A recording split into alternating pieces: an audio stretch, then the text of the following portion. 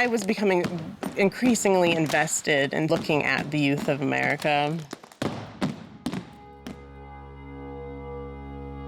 My name is Nicole Miller. I'm an artist. I often work in video installation, sculpture, and now laser light installation.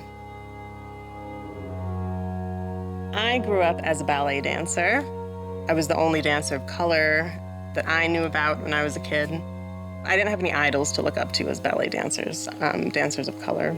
And then when I was in my 20s, I saw the Lines Ballet, and I just remember like weeping watching them. It was so amazing. And as soon as I came here to San Francisco and started on this project, I knew that was the first thing I was going to pursue filming. And so I think there's a kind of expectation you have when you sit down in a movie theater that you're kind of gonna lose yourself in the narrative. And all of a sudden, in the middle of this work, we have this laser light installation that turns on. These animations are integrated into the storytelling that's happening in this film. It's not like anything I've experienced, so I'm really excited about having the opportunity to piece these things together in this space. I started with filming Alonzo King and the Lines Ballet, Dr. Yvonne Cagle, who is an astronaut. I filmed with Jessica McJunkins, who is an amazing violinist. She recently performed with Beyonce. We filmed with Janai Bridges, who is a brilliant opera singer who at the time was performing the lead role of Carmen with the San Francisco Opera. And we filmed with Charmaine Stuford, who is a public educator here in San Francisco. With those portraits of these very accomplished adults are portraits that I made of younger people in San Francisco, junior high aged and high school aged.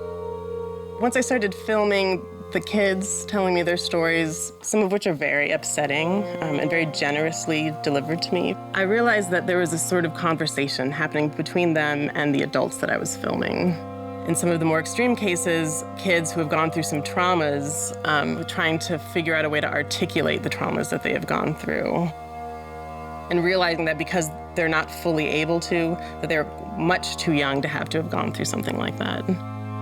And so the sort of back and forth between an age group where they're really trying to figure out how to articulate their experiences in relationship to these people who are masters at doing that, I think is incredibly inspiring, but also a bit of an indictment for adults to look at and think about.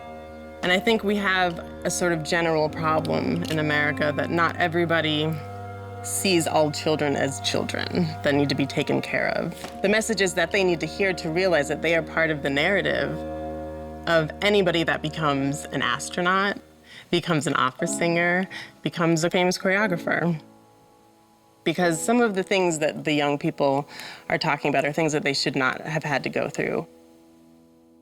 And I love looking at the portraits of these kids next to these accomplished adults, thinking that, you know, there is potential for all of them to get to those places where the ceiling is for them, that maybe there should not be a ceiling, you know.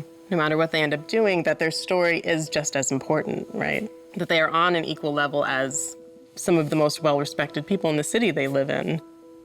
At the end of one of my favorite narrations that Dr. Yvonne Cagle gives, she says the words, ad astra. Ad astra per aspera means to the stars with great difficulty. And I realized this really is the thesis of the work that I was making, that the students are this kind of prelude to the incredible, amazing things that these adults have done with their lives. And that hopefully watching something like this, and particularly for the kids that I made portraits of, that they would see themselves in relationship to these incredible stories that the older people in the work have lived out, that it is a completely achievable potential. Alonzo King also had a really beautiful way of talking about how every body kind of holds every invention or potential that exists in the world, right? It's already inside of human beings. And so why wouldn't it be you if you're a young person?